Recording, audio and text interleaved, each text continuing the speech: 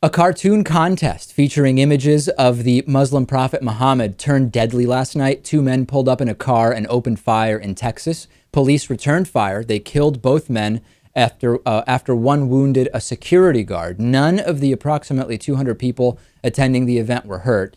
There's a federal law enforcement source which said to CNN that one of the two men was in fact a Phoenix resident who was convicted 4 years ago of a terror-related charge. Elton Simpson is thought to have sent a tweet right before the attack that read in part, quote, "May Allah accept us as mujahideen," and it also had the hashtag Texas attack, very similar to what happened in France and Denmark, related to images of the Prophet Muhammad, which some Muslims believe are fundamentally blasphemous images. The keynote speaker at this event in Garland, Texas, was right-wing Dutch politician Geert Wilders, who was placed on an al-Qaeda hit list. And it was all organized by the American Freedom Defense Initiative, considered an anti-Muslim group by the Southern Poverty Law Center.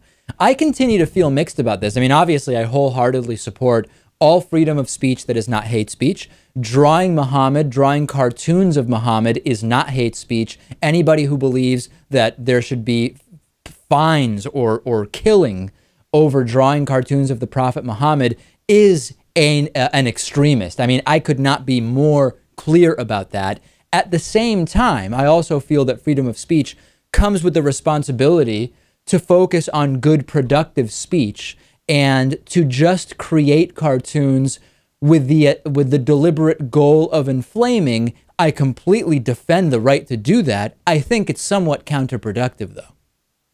Yeah, I'm torn on this because I think that it is important, on one hand, obviously, to have these freedoms. And even though this event seemed to be just inflammatory overall, that was the whole point of it.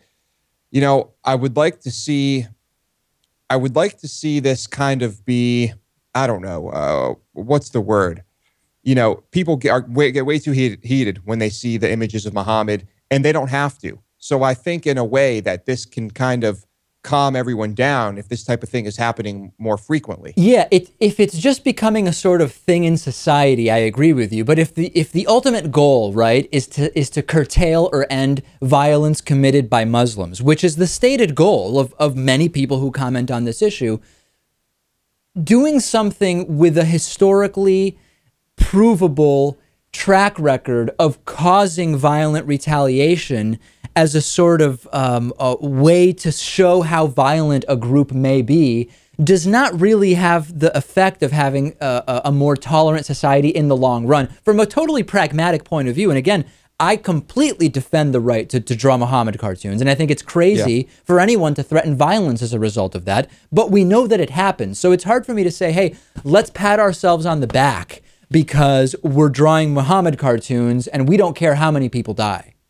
You've got what seems like a pretty harmless act that frequently draws violent retaliation from Muslims. And of course, when that retaliation happens, you create more racism and xenophobia, and perhaps there is violent retaliation against Muslims as a result of their attack. And I'm not talking about curtailing free speech or self-censorship or anything like that. I'm merely talking about let's all have a more pragmatic conversation about what the way forward is with regard to this issue. And I'm open to all ideas. Let's explore.